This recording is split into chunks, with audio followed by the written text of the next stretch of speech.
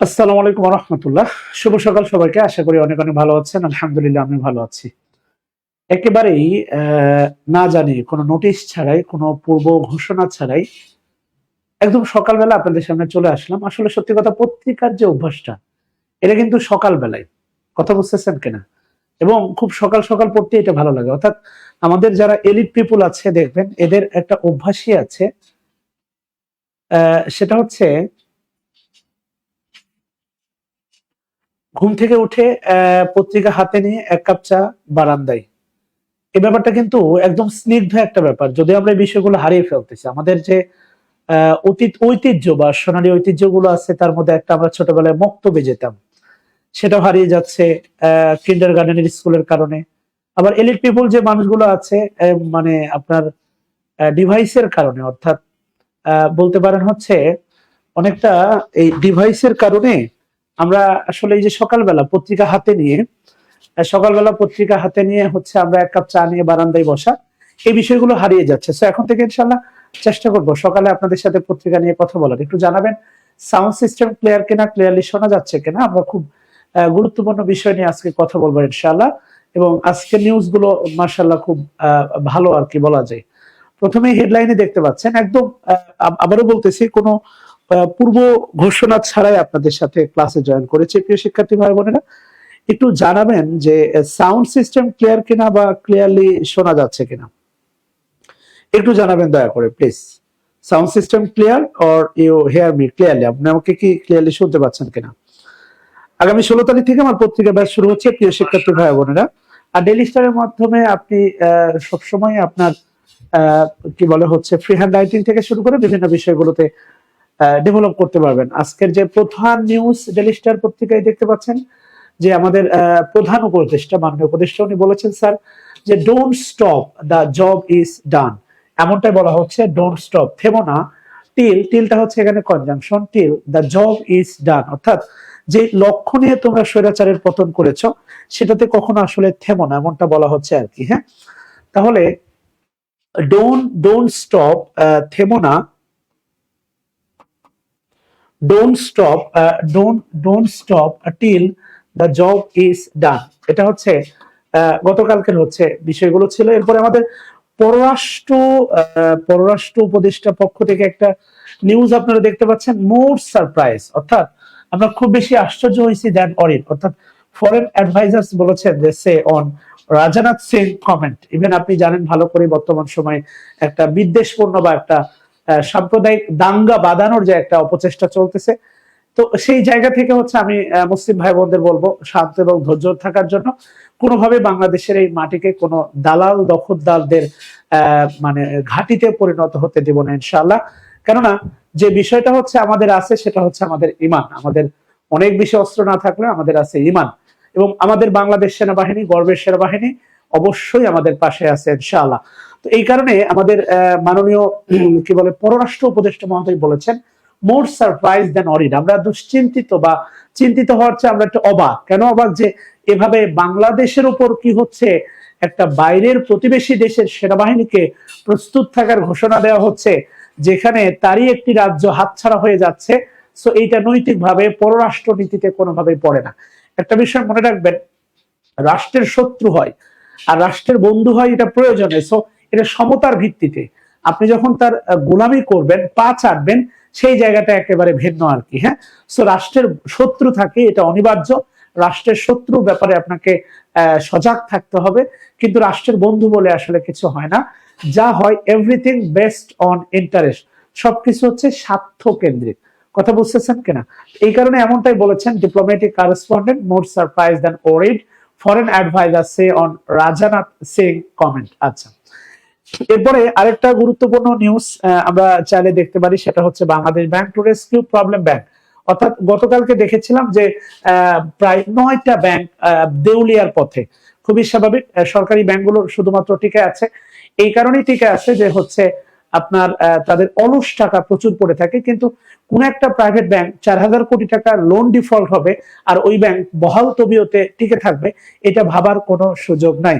শিক্ষার্থী ভাই বোনেরা, এখানে বলতেছে Bangladesh bank to rescue problem bank, অর্থাৎ যে ব্যাংকগুলো হচ্ছে একদম তলানিতে ঠেকে গেছে, তার মধ্যে একটা বলতে পারেন ন্যাশনাল ব্যাংক। অবশ্যই সে ব্যাংকগুলোকে বাংলাদেশ ব্যাংক হচ্ছে রেস্কিউ করবে। এরপরে আলিমা মজুমদার আমাদের আরেকজন উপদেষ্টা মহোদয়, আমি ওনার ব্যাপারে অনেক বিতর্কিত ব্যাপার থাকলে উনি বলেছেন যে want to make people feel the owns on the state, অর্থাৎ জনগণকে চায়, ফিল করাতে চায়, জনগণকে এই উপলব্ধি করাতে চায় যে এটা তার নিজের রাষ্ট্র। অর্থাৎ আমাদের যে ছাত্র আন্দোলনের পরে স্বৈরাচারের পতন এবং এর পরবর্তীতে সংস্কারমূলক কাজ, এই কাজের মধ্য দিয়ে আমরাকে রাষ্ট্র ব্যবস্থাকে এমন একটা জায়গায় নিতে চায় যাতে মানুষ মনে করতে পারে এইটা তার নিজের রাষ্ট্র আর কি। হ্যাঁ, আমরাও চাই এমনটাই হোক এবং বাংলাদেশ থেকে দুর্নীতি বন্ধ হোক। আপনি একটা বিষয় মনে রাখবেন, শুধু ঢাকা শহরে ঘুষ বাণিজ্য বন্ধ হলে দেখবেন এলিট শ্রেণী কমে গেছে। ঢাকা শহরে ঘুষ বাণিজ্য বন্ধ হলে দেখবেন বড় বড় স্কুলে পড়ানো শিক্ষার্থীর সংখ্যা কমে গেছে। ঢাকা শহরে ঘুষ বাণিজ্য বন্ধ হলে দেখবেন ফ্ল্যাটের দামগুলো কমা শুরু না করলেও দেখবেন যে এই ফ্ল্যাট নিয়ে এত কেনা বেচা হবে না। কেননা একটা সরকারি চাকরি করে ঢাকার মতো একটা শহরে থেকে ব্যয়বহুল এই সময়ে আপনি ফ্ল্যাট বানাইতেছেন, কিনতেছেন, এত টাকা আপনার আসে কোথা থেকে? So this is an absolute true. কথা বুঝাইতে পারছি? তো এটা হচ্ছে বাস্তবতা। আসেন আমরা একটু পিছনের নিউজ দেখবো, আমরা ব্যাকফুটে কিছু নিউজ দেখতে পারি। স্যার অনেকগুলো কথা বলছেন, স্যারের কথাগুলো যদি আমি নিয়ে একটু আপনাকে বলি যে দেখেন, গভর্নমেন্ট স্ট্যান্স ক্লিয়ার, অর্থাৎ গভর্নমেন্টের দৃঢ়তা clear. Mob justice can no way be allowed, কোনোভাবে মুভ জাস্টিস, অর্থাৎ এই যে ধরেন একটা কিছু হয়ে গেল আর আপনি মেরে দিলেন, মুভ জাস্টিসকে কোনোভাবেই হচ্ছে আপনার কি বলে অ্যালাউ করা হবে না। You know say good ties with India need but must be based on equity and justice. এই কথাটা আমার খুবই ভালো লাগছে এবং হচ্ছে মাননীয় প্রধান উপদেষ্টার যে হচ্ছে কি বলে মানে সহকারী, উনিও এই কথাগুলো বলেছেন। এই কথাগুলো আমার খুবই ভালো লাগছে, স্যারের কথাগুলো একদম অ্যাপ্রোপ্রিয়েট। অর্থাৎ পার্শ্ববর্তী দেশের সাথে অবশ্যই ইউনুস বলেছেন, স্যার বলেছেন যে পার্শ্ববর্তী, এখানে পত্রিকা ভাষায় যদি বলি extremely sorry, doctor Yunus say good ties with India, অর্থাৎ ইন্ডিয়ার সাথে আমরা একটা বন্ধুত্ব চাই, গুড টাইস উইথ ইন্ডিয়া। বলছে দেখেন নিডেড মানে প্রয়োজন, but must be based on equity and justice. Equity মানে হচ্ছে সমতা এবং জাস্টিস মানে হচ্ছে ন্যায় বিচার। আজকে ধরেন হচ্ছে বিভিন্ন সময় রাষ্ট্রের যে ভঙ্গুর অবস্থা, ন্যায় বিচারটা আসলে আপনি গত 15 বছরই তো ন্যায় বিচার নিশ্চিত করেন নাই। আজকে ন্যায় বিচার আপনি কার কাছে চাইবেন? আপনি ধরেন গত 15 বছর আপনি আওয়ামী লীগের কি বলে হচ্ছে একজন ছিলেন, তো গত 15 বছর আপনি ন্যায় বিচার নিশ্চিত করার প্রয়োজন মনে করেন নাই। আজকে মানে ফ্রম হুজ, কার কাছ থেকে, from whom you want justice, আপনি মানে ন্যায় বিচার দাবি করেন কার কাছ থেকে? This is the fact. তো এই কারণে বলা হচ্ছে ভারতের সাথে অবশ্যই আমাদের একটা সুসম্পর্ক রাখতে হবে, কিন্তু এইটা হবে সমতা এবং ন্যায় বিচারের ভিত্তিতে। এই প্রথম আমার মনে হয় বাংলাদেশের কোন একটা সরকার এই প্রতিবেশী রাষ্ট্রের ব্যাপারে এত সুদৃঢ় বক্তব্য রাখতে পারছে। এর আগে যারাই এসেছে তারাই হচ্ছে দলীয় ক্ষমতাকে মানে স্থায়ী করার জন্য, নিজের ক্ষমতাকে স্থায়ী করার জন্য এই স্বাধীন বাংলাদেশকে এই প্রতিবেশী রাষ্ট্রের পায়ের তলানিতে ফেলছে। আর গত 15 বছর ধরে আওয়ামী লীগ এই কাজটা করেই গেছে, শুধুমাত্র এই অনির্বাচিত নির্বাচনের মাধ্যমে বা এই যে ভুয়া নির্বাচনের মাধ্যমে, রাতের ভোটে নির্বাচনের মাধ্যমে তাদের ক্ষমতাকে স্থায়ী করা এবং এই পার্শ্ববর্তী দেশের স্বীকৃতি অর্জনের জন্য এই স্বাধীন বাংলাদেশকে বারবার ভারতের পদলেহন করা হয়েছে, যেটা গত 15 বছর ধরে করেছে আওয়ামী লীগ। এমনটা বলা হচ্ছে, দেখেন বলা হচ্ছে due process should be followed when filing cases against people. Okay, protest organiser question use of the religion in politics. তারা ধর্ম নিয়ে রাজনীতির কথা বলেছে। Student call for end to same all student teacher politics. অর্থাৎ এই যে আপনার এই বিশ্ববিদ্যালয়গুলো টিচাররা, ইভেন আপনার মনে আছে যে জগন্নাথ বিশ্ববিদ্যালয়ের সাবেক ভিসি বলেছিলেন যদি ওনাকে যুবলীগের দায়িত্ব দেওয়া হয় তাহলে উনি কি করবেন? উনি ভিসির পদ ছেড়ে দিবেন। তাহলে এই ভিসির পদটা সম্মানের না, যুবলীগের পদটা হচ্ছে সম্মানের। কথা কি বুঝতেছেন কিনা? তো একজন শিক্ষকের মুখ থেকে যখন এই কথা বের হয়, ওনার কাজ হচ্ছে রিসার্চ করা, ওনার কাজ হচ্ছে আপনার গবেষণা করা, ওনার কাজ হচ্ছে শিক্ষার্থীদেরকে নতুন আইডিয়া দেওয়ার মাধ্যমে বাংলাদেশকে আগায় নেওয়া। এটা যখন না হয়, একজন বিশ্ববিদ্যালয়ের ভিসি যখন যুবলীগের চেয়ারম্যানের পদের জন্য বিশ্ববিদ্যালয়ের ভিসি পদ ছাড়তে পারে, এই দেশের উন্নয়ন বা এই দেশের সংস্কার হওয়াটা কি পরিমাণ কঠিন এটা আপনাকে ভাবতে হবে। কেননা আমাদের মনের সংস্কার হওয়াটা দরকার। কথা কি বুঝতেছেন কেন? আমাদের মনের সংস্কারটা হওয়া দরকার, না হলে আসলে এটা সম্ভব হবে না। যাই হোক, পত্রিকার বিষয়টা সকালবেলায় সুন্দর, আমরা ইনশাল্লাহ সকালবেলায় ইনশাল্লাহ এখন থেকে পত্রিকার বিষয়টা আলোচনা করবো আপনাদের সাথে। আসেন আমরা একটু এডিটোরিয়াল যাই বা আমরা একটু ব্যাক পেজে যাই। ব্যাক পেজে যে নিউজ গুলো বলা আছে খেয়াল করে দেখেন।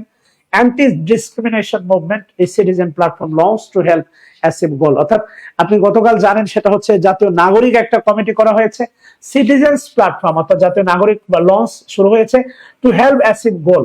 খুব ভালো করে মনে রাখতে হবে যে আমি এটা খুব জোর দিয়ে যদি বলে থাকি,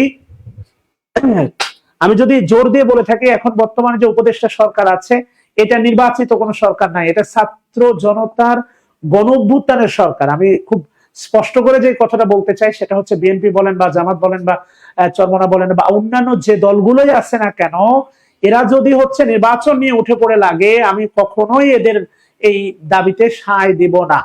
সো এই বর্তমান যে সরকার আছে এটা গণঅভ্যুত্থানের সরকার, এটা ফ্যাসিজম দূর করার সরকার, এটা রাষ্ট্রের ভিতরে রন্ধে রন্ধে থাকা যে অন্ধকার কালো ধোঁয়া এইটা দূর করার সরকার। এটা না হওয়া পর্যন্ত, এটা নির্বাচন দেওয়ার জন্য এই সরকার গঠিত হয় নাই, এটা আপনাকে খুব ভালো করে মাথায় রাখতে হবে। সো এই দলকানাই দলগুলো যদি হচ্ছে আপনার নির্বাচনের জন্য মরিয়া হয়ে ওঠে, তাহলে বুঝতে হবে এরা ক্ষমতার জন্য মরিয়া। সো এইটা বাংলাদেশে আর হতে দেওয়া হবে না। বর্তমান ছাত্র জমাস জাগ্রত, তারা সবকিছু বোঝে। ফেসবুকের দুনিয়ায় আপনি কোনো কিছু লুকাইতে পারবেন না, সেটা বিএনপি করুক, জামাত শিবির করুক বা চরমনা ঐক্য বা যেটাই করুক না কেন, এগুলোকে লুকানোর আর কোনো সুযোগ নাই। এগুলো নিয়ে সেই অন্ধত্বের মতো আবার সেই কালো সময়ে ফিরে যাওয়ার কোনো সুযোগ নাই। So this government lead by mass কি বলে rising by student lead mass rising, এটা ছাত্র জনতার আন্দোলনের অভ্যুত্থানের সরকার। বা রাষ্ট্র ব্যবস্থাকে সংস্কার করতে যতদিন সময় লাগুক এরা ততদিন থাকুক, এটা আমিও চাই। কথা বলছেন কিনা? সো জামাত শিবির বলেন বা আরো অন্যান্য দল বলেন বা বিএনপি বলেন, নির্বাচনের জন্য যারাই মরিয়া হবে তাদেরকে প্রতিহত করতে হবে। আগে রাষ্ট্রের সংস্কার হবে, আগে একটা রাষ্ট্র কাঠামোতে দাঁড়াবে, এর পরবর্তীতে নির্বাচিত সরকারগুলো সেই কাঠামো দিয়ে চলবে। এর 19-20 করার আর কোনো সুযোগ নাই। এটা হচ্ছে আমাদের মানে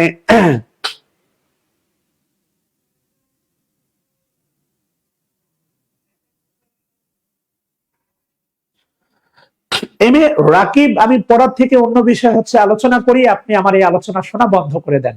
সো আমার এই জ্ঞান দিতে আসেন না, আমি জানি আমি হোয়াট এভার আই ডু, আমি কি করতেছি আর কি। হ্যাঁ, সো আপনার থেকে আমার খুব একটা জ্ঞান নিতে হবে না, আই নো অ্যাবাউট মাইসেলফ। ওকে, এরপরে কি বলছে দেখেন, হচ্ছে ট্রাফ ওয়ার এট জেনেভা ক্যাম্প বলছে rampant use of fire race alarm. Rampant মানে হচ্ছে আপনি বলতে পারেন বেপরোয়া। র্যাম্পেন্ট শব্দের অর্থ হচ্ছে বেপরোয়া। Rampant use of fire arms raises alarm, অর্থাৎ উদ্বিগ্নতা বাড়াচ্ছে এমনটাই বলা হচ্ছে। র্যাম্পেন্ট শব্দটা মনে রাখবেন হচ্ছে বেপরোয়া। এবারে Rohingya sneaking in through Naf river say community leader in Cox's Bazar. Sneak মানে হচ্ছে আপনার প্রবেশ বা অনুপ্রবেশ। স্নেক শব্দটা অর্থ দেখেন স্নিকিং, ইজ এখানে বা আর এখানে উজ্জ আছে আর কি। হ্যাঁ, স্নিকিং।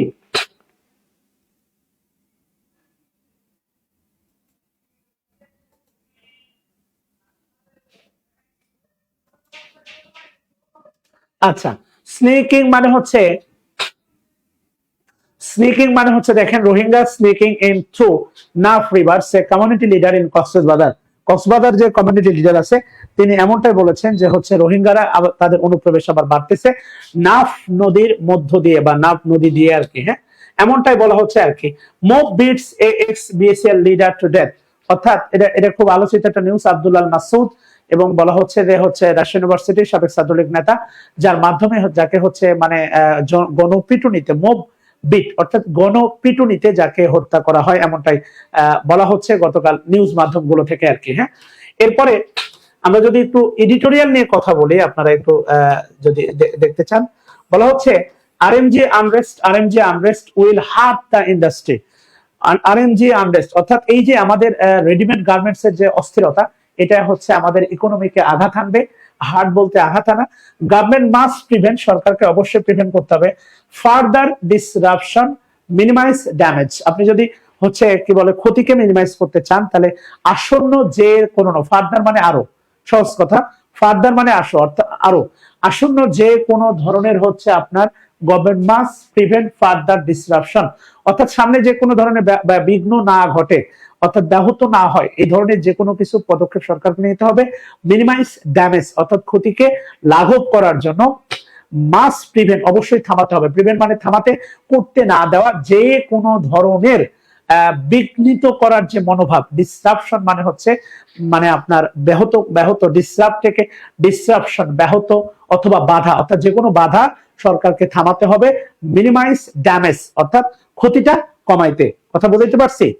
এমনটা বলা হচ্ছে প্রিয় শিক্ষার্থী ভাই বোনেরা। আসলে আমরা একটু সামনের দিকে যদি যাই, আর একটু যদি সামনের দিকে যাই, বলা হচ্ছে দেখেন এখানে খুব সুন্দর একটা নিউজ করছে, সেটা হচ্ছে হোয়াট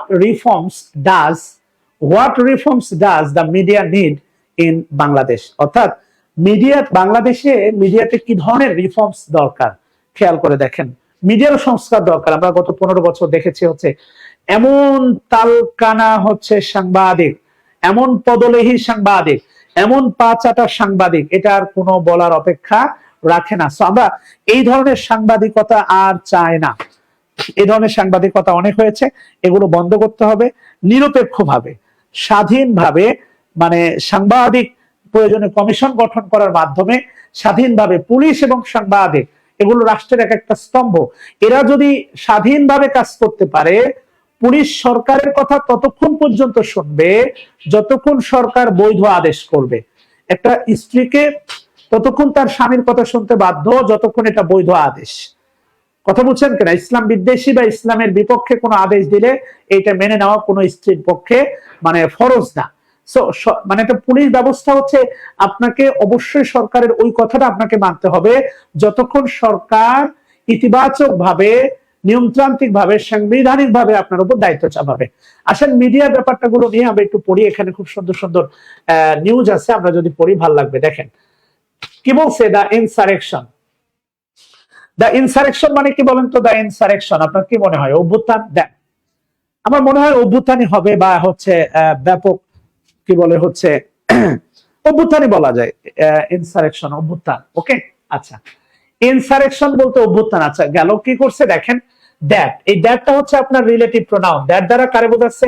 ইনসারেকশনকে বোঝাচ্ছে। The insurrection that topple.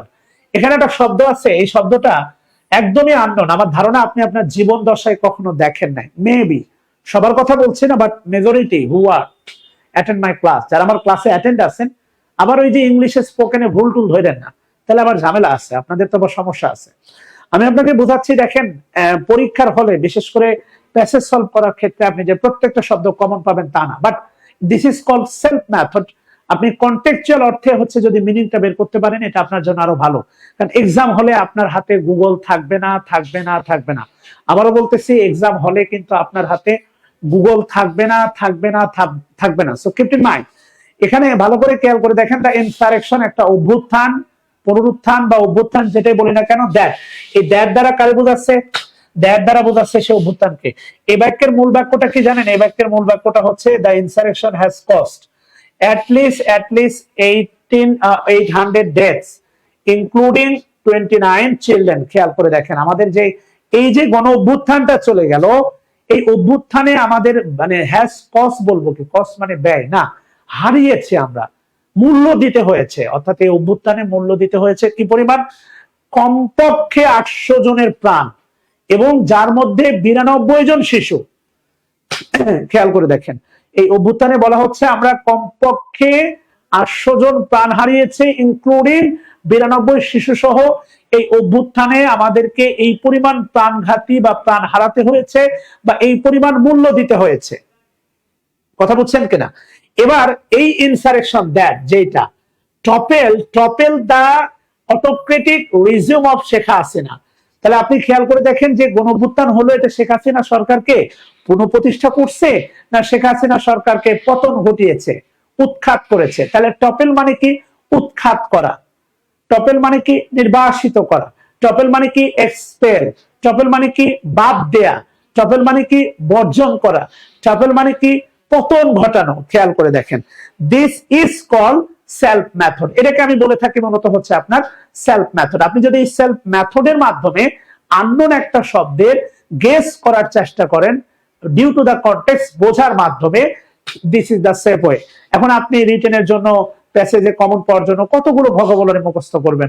সবগুলোই কি হচ্ছে আপনার কি বলে হচ্ছে কমন পড়বে তার গ্যারান্টি কি?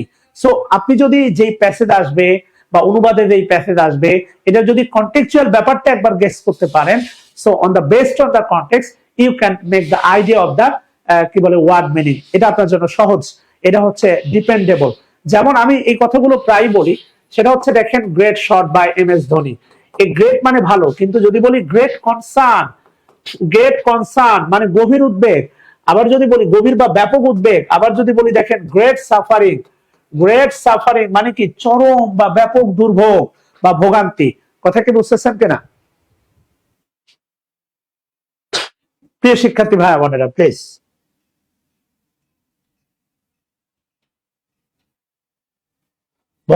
ভোকাবুলারি শেখার সময় কোন পার্টস অফ স্পিচ, এটা ম্যান্ডেটরি না ভাই। ভোকাবুলারি শেখার সময় এটা এমনি আপনি পারবেন ভোকাবুলারি, এটা ওয়ার্ডের প্রয়োগ দেখলে একটা বিষয় মনে রাখবেন, সেটা হচ্ছে আমি এই কথাটা প্রায় বলে থাকি ভোকাবুলারির ব্যাপারে, যেহেতু ভাইটা বারবার প্রশ্ন করতেছে, সেটা হলো ভোকাবুলারি প্রয়োগ দেখলে আপনি বুঝবেন এটা কোন পার্টস অফ স্পিচ। এটা ভার্ব না, এটা নাউন না, এটা অ্যাডজেক্টিভ, নাউনের আগে বসলে অ্যাডজেক্টিভ। খুব সিম্পল, যেমন হচ্ছে আপনার কি বলে ওই ও প্রেম অন্যের করা দেখলে প্রেম জাগে, সেম মুখস্থ ভোকাবুলারি দিয়ে ফ্রি হ্যান্ডে লেখার সময় ভোকাবুলারি আসবে না, আসবে না, আসবে না। এটা খুব ভালো করে মাথায় রাখেন। মুখস্থ ভোকাবুলারি কখনোই ফ্রি হ্যান্ড রাইটিং এ আপনি ইউজ করতে পারবেন না আনটিল তার ইউজ না দেখা পর্যন্ত। এই শব্দটা টপেল, টপেল শব্দটা আপনি মুখস্থ করলেন, টপেল মানে পতন ঘটানো, টপেল টপেল টপেল টপেল, এইভাবে মুখস্থ করে যখন আপনি ফ্রি হ্যান্ডে লিখবেন এই টপেল শব্দটা আসবে না, যদিও আপনার 30,000 ভোকাবুলারি মুখস্থ থাকে। সো আপনাকে অবশ্যই প্রয়োগ দেখতে হবে। তাহলে বাক্যটা খুবই সুন্দর একটা বাক্য। বলা হচ্ছে দেখেন দ্য ইনসারেকশন দ্যাট, যেটা ট্রফেল দ্য অটোক্রেট রিজম, অর্থাৎ এই যে স্বৈরা শাসকের যে রাজত্বকাল বা শাসনকাল অফ শেখ হাসিনা, শেখ হাসিনার স্বৈরা শাসকের যে মানে অটোক্রেটিক বা স্বৈরাচারী যে শাসনকাল, এটার পতন ঘটিয়েছে। এই যে পুনরুত্থান, এই পুনরুত্থানে আমাদের কি করতে হয়েছে, চরম মূল্য দিতে হয়েছে 80 জন মানে 800 জন মানে প্রাণঘাতীর মাধ্যমে, যার মধ্যে 92 জনই কি শিশু। এখন আমার প্রশ্ন তাদের কাছে, এখন যারা মায়া কান্না করতেছেন, এই যে 92 জন শিশু সহ 800টা প্রাণ গেছে, এগুলোকে আপনার অবিচার মনে হয় নাই? এগুলোর জন্য আপনার কান্না আসে নাই? এগুলোর জন্য কষ্ট লাগে নাই? আপনি কি ন্যায় বিচার রেখে গেছেন? আপনি এখন ন্যায় বিচার কার কাছে চান?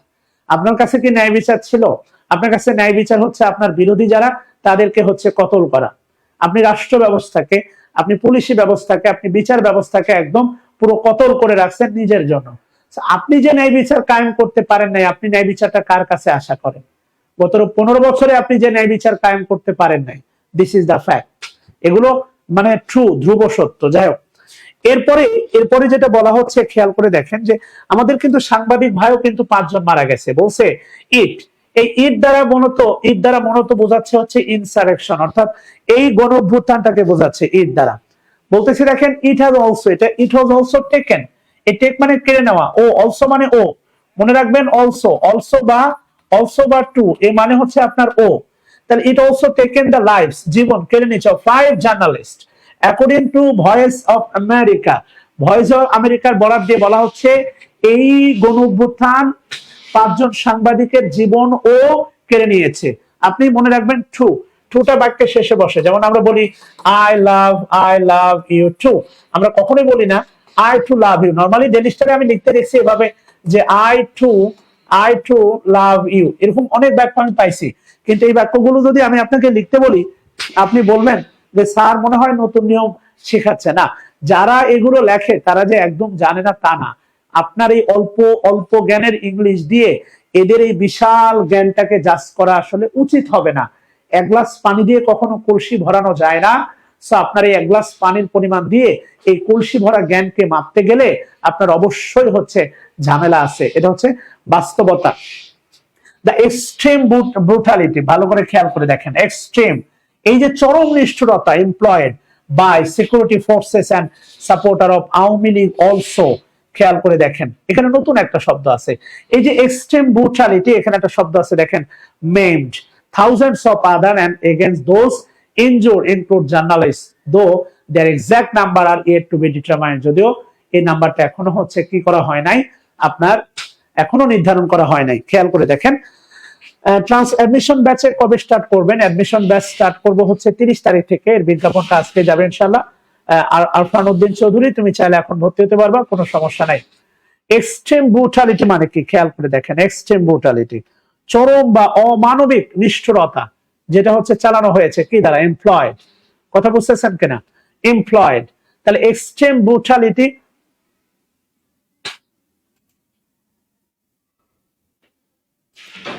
এক্সট্রিম ব্রুটালিটি, এখানে একটা নতুন শব্দ ইউজ করছে, বলতে পারেন এই কনটেক্সট অনুসারে এই শব্দটার বাংলা কি? মেইনড, বলেন তো দেখি এনিওয়ান। মিনিং মেইনড মানে কি হচ্ছে, কি দাঁড়াচ্ছে মেইন মানে, কেউ বলতে পারেন প্লিজ? তাহলে হচ্ছে তাকে এটা যদি মেইন মানে বলতে পারেন না দেখে, তাকে একটা পুরস্কার দেব ইনশাআল্লাহ।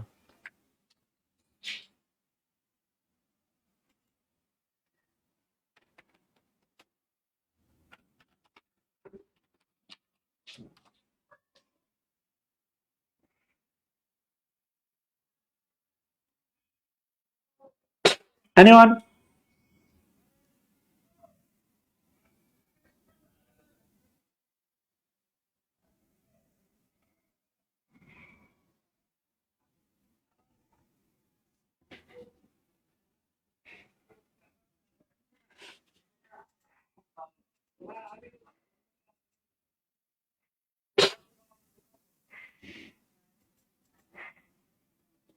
না, বিকলঙ্গ করা না, একটা বিষয় হচ্ছে আপনার আহত হওয়া। খেয়াল করে দেখেন, এক্সট্রিম রিয়ালিটি, যে রিয়ালিটি গুলো হচ্ছে ঘটিয়েছে কারা?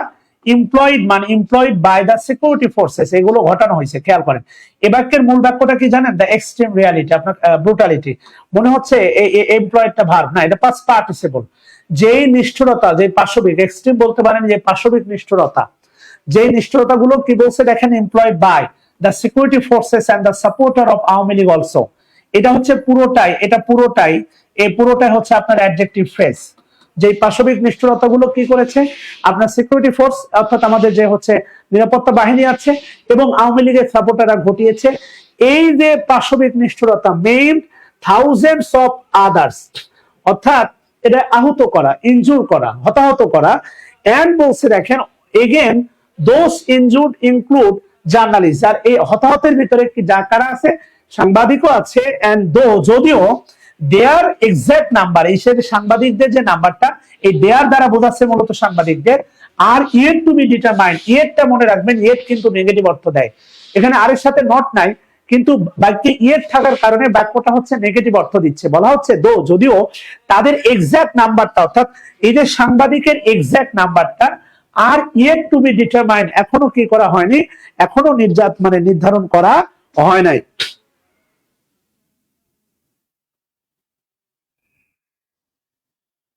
আরাফুদ্দিন চৌধুরী, এগুলো হচ্ছে ক্লাসে কি বলে হচ্ছে ইয়েতে কথা হবে আর কি। হ্যাঁ প্লিজ, কথা কি বুঝছেন কিনা? The insurrection that topple the autocrat regime of Sheikh Hasina has cause, আচ্ছা গেল। তাহলে বলা হচ্ছে যে এই পাশবিক নিষ্ঠুরতা যেগুলো আওয়ামী লীগ এবং সিকিউরিটি বাহিনী কর্তৃক ঘটানো হয়েছে, সেই নিষ্ঠুরতায় হচ্ছে থাউজেন্ডস অফ আদার, অনেকেই হচ্ছে আপনার হতাহত হয়েছে, এবং এই হতাহতের মধ্যে আছে সাংবাদিকরা, যদিও তাদের এক্সাক্ট নাম্বারটা এখনো নির্ধারণ করা হয় নাই, এমনটা বলা হচ্ছে প্রিয় শিক্ষার্থী ভাই বোনেরা। এরপরে কি বলছে দেখেন, দো, যদিও। ওকে, আচ্ছা একটু আমরা হচ্ছে ইয়েতে নিয়ে নিই, আমার মনে হয় ভালো হবে। আচ্ছা ডান, এবার ইচ্ছা মতো বড় করা যাবে আর কি। হ্যাঁ, বলা হচ্ছে দেখেন, দো, যদিও the victims belonging to media. এবার খেয়াল করে দেখেন, এটা খুব সুন্দর একটা বাক্য। দো, দো বা অলদো দিয়ে কি হয় আপনি ভালো করে জানেন। এরপরে দ্য ভিকটিমের পরে দেখেন ভার্বের সাথে আইএনজি আছে। তাহলে দ্য ভিকটিম বলতে যারা হতাহতের শিকার, বিলঙ্গিং টু মিডিয়া, খেয়াল করে দেখেন এই বাক্যের মূল বাক্যটা হচ্ছে দ্য ভিকটিম আর, কারণ ভিকটিমস হচ্ছে প্লুরাল, এর সাথে হবে আর। এমপ্লয়েড ভার্ব কেন হলো? ইমরান খান, এর একটা বিশাল আলোচনা আছে ভাই। এমপ্লয়েড এখানে ভার্ব না, এমপ্লয়েড মানে হচ্ছে এখানে ঘটানো, যারা ঘটিয়েছে। এমপ্লয়েড এখানে পাস্ট পার্টিসিপল। ব্যাপারটা কিরকম আমি তোমাকে বলি। I have a computer, I have a computer, এরপরে হচ্ছে made in China. I have a computer made in China. এবার এই যে মেড ইন চায়না, এটা হচ্ছে তোমার ভার্ব, এটা সত্য, এটা পাস্ট পার্টিসিপল ভিত্তি, এবং এটা নন ফাইনাইট ভার্ব। এবং এই মেড ইন চায়না এটা হচ্ছে তোমার কি বলে হচ্ছে অ্যাডজেক্টিভ ফ্রেজ, যেটা কম্পিউটারকে মডিফাই করতেছে। আই হ্যাভ এ কম্পিউটার, তুমি চায়নাতে উৎপাদিত না তোমার কম্পিউটার? অবশ্যই কম্পিউটার, মেড ইন চায়না। এই এখানে ক্লজ যদি বানাতে চাও তাহলে তুমি বলতে পারো which is made in China. এর একটা ফ্রেজগত ব্যাপার আছে, মানে একটা ভিতরে অন্তর্গত কিছু তথ্য আছে যেটা না জেনে তুমি বুঝতে পারবা না, এবং এভাবে কখনো বাক্য লিখতে পারবা না। আমি যদি বলি, খেয়াল করে দেখো, দা গ্লাস, দা দা গ্লাস, মনে করো তুমি আমাকে একটা গ্লাস উপহার দিয়েছো, দা গ্লাস ইজ ভেরি কস্টলি। খেয়াল করে দেখো, গ্লাসটা হচ্ছে খুবই ব্যয়বহুল। কোন গ্লাসটা? মনে করা হচ্ছে broken by broken by Namira. Namira আছাড় দিয়ে যে গ্লাসটা মনে করো ভেঙে ফেলছে আমার মেয়ে নামিরা, এই গ্লাসটা হচ্ছে তোমার এই গ্লাসটা ব্রোকেন বাই নামিরা, এই গ্লাসটা হচ্ছে এই যে দেখো ব্রোকেন। এই বাক্যের মূল বাক্যটা হচ্ছে the glass is very costly, গ্লাসটা হচ্ছে খুবই কস্টলি। বাট এই মাঝখানে দেখো এমপ্লয়েড এর পজিশনে বসে আছে দেখো broken. Imran Khan, thank you তোমার প্রশ্নের জন্য। ব্রোকেন, তো যে বিষয়টা বোঝানো হচ্ছে ব্রোকেনটা তাহলে কিভাবে আসলো, এটা হচ্ছে তোমার পাস্ট পার্টিসিপল। আবারও বলতেছি দিস ইজ পাস্ট পার্টিসিপল, কেমন? এবং এই পাস্ট পার্টিসিপল দ্বারা অ্যাডজেক্টিভ ক্লজ অ্যাডজেক্টিভ ফ্রেজ গঠন করা যায় এবং এভাবে খুব সুন্দর সুন্দর বাক্য লেখা যায়। সো তোমরা কখনো চেষ্টা করো না, তোমরা ফ্রি হ্যান্ড মানে বোঝো যে স্যাররা কিছু স্ট্রাকচার শেখাবে আর আমার কলম দিয়ে শত শত বাক্য বের হবে না। Free hand writing not like this, free hand writing আসলে এমনটা না প্রিয় শিক্ষার্থী ভাই বোনেরা। ফ্রি হ্যান্ড রাইটিং হচ্ছে কি বলে হচ্ছে এর পিছনে লেগে থাকতে হয়, সময় দিতে হয়, শ্রম দিতে হয়, অন্যথায় ফ্রি হ্যান্ড রাইটিং শেখা যায় না। বাস্তবতা হচ্ছে কি, একটু খেয়াল করে দেখো, তুমি যদি কোনো কোচিং এ বাংলাদেশে যাও তোমাকে শেখাবে আইট রাইস, এবার বলবে আইট রাইস এর পজিশনে আইটা তুলে দিয়ে তুমি 100টা নাউন বসাও, 100টা নাউন বসালে 100টা বাক্য হবে। আর এই 100টা বাক্য লিখতে পারা দিয়ে free hand writing specially professional লাইফে এই জগতে তুমি সম্ভব না, এই জগতে মানে ভালো কিছু করা ওই ফ্রি হ্যান্ড রাইটিং দিয়ে কোনো দিন সম্ভব না, কোনোভাবেই সম্ভব না, কোনো মতেই সম্ভব না। This is the clue. এখানেও খেয়াল করে দেখো the victims belonging to media, অর্থাৎ হতাহত মানুষগুলোর মধ্যে যারা হচ্ছে তোমার মিডিয়ার সাথে সম্পৃক্ত।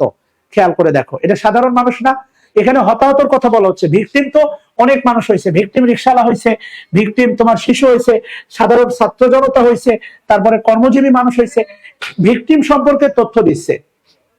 আমি অনেকবার বলেছি দো তো তোমার কনজাংশন দো, অনেকবার বলেছি যারা হচ্ছে টার্নিং পয়েন্টের স্টুডেন্ট আছে অনলাইন আমার নিয়মিত ক্লাস করে, সাবজেক্ট এবং ভার্বের মাঝখানে সাবজেক্ট এবং ভার্বের মাঝখানে যদি বাক্য বাড়াতে চাও, যেহেতু সাবজেক্টটা নাউন তাহলে বসাও অ্যাডজেক্টিভ ক্লজ, এরপরে বসাইতে পারো অ্যাডজেক্টিভ ফ্রেজ, এরপরে বসাইতে পারো অ্যাপোজিশন।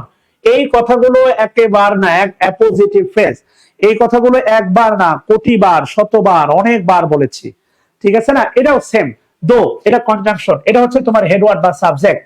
বিলঙ্গিং টু মানে ভিকটিম, যারা হতাহতের শিকার, এই মানুষগুলোর মধ্যে belonging to media were largely being targeted by police and Awami League activities. খেয়াল করে দেখো, রিগ্রেটেবলি দুঃখ মানে দুর্ভাগ্যবশত, খেয়াল করে দেখো, অর্থাৎ এই ভিকটিম গুলো যারা মিডিয়া পার্সন বা মিডিয়ার সাথে সংশ্লিষ্ট এই হতাহতের শিকার মানুষগুলো প্যাসিভ হয়ে যাচ্ছে। ওয়্যার লার্জলি এটা হচ্ছে তোমার অ্যাডভার্ব, বিং টার্গেটেড শিকারে পরিণত হয়েছিল কাদের দ্বারা? By police and Awami League activities, Awami লীগের সমর্থক কর্মী দ্বারা এবং পুলিশ দ্বারা। এই মিডিয়ার সংশ্লিষ্ট যারা আহত হয়েছিল এরা টার্গেটে পরিণত হয়েছিল, শিকারে পরিণত হয়েছিল, বা যেটা খুব সুন্দর একটা বাংলা সাংবাদিকদের ভাষায় বলতে পারো লক্ষ্য বস্তুতে, প্রধানত লার্জলি মানে প্রধানত পুলিশ দ্বারা এবং আওয়ামী লীগের অ্যাক্টিভিটিস দ্বারা লক্ষ্য বস্তুতে পরিণত হয়েছিল। কত সুন্দর বাক্য! তুমি বাক্য লিখতে পারো না বা বাক্য লেখার সময় তুমি কিছু পাও না। খেয়াল করে দেখো, regrettably there were quite a few who were subjected to the protester backlash। কথা কি বুঝতেছো কিনা? এখন এই অবস্থায় সম্প্রতি যে আন্দোলন, এই আন্দোলনের মাধ্যমে আমরাও চাই এই সংস্কারটা হোক, আমরাও চাই দুর্নীতি বন্ধ হোক, আমরাও চাই মেধার ভিত্তিতে নিয়োগ হোক, আমরাও চাই মেধাবীরা দেশ চালাক। ইভেন আমার মনে হয় 54 বছরের ইতিহাসে এই প্রথম একটা শিক্ষিত মার্জিত একটা সরকারি প্যানেল গঠিত হয়েছে। কিছুদিন আগে তো এমন ছিল যে পটুয়াখালীর একজন মহিলা সংরক্ষিত আসনের এমপি যে বাংলা পড়তে পারে না। কথা বুঝছো তো? সে দেশের জন্য কি করবে? এটা হচ্ছে বাস্তবতা। শুভ সকাল সবাইকে, দিনটা ভালো কাটুক। দুপুর 2টায় তোমাদের সাথে কথা বলবো নিবন্ধনের প্রশ্ন সলভ নিয়ে ইনশাআল্লাহ। দেখা হচ্ছে আবারও, দেখা এখানে শেষ না, প্রতিদিন তোমাদের সাথে ভিন্ন ভিন্ন বিষয়ে দেখা হবে। আসসালামু আলাইকুম।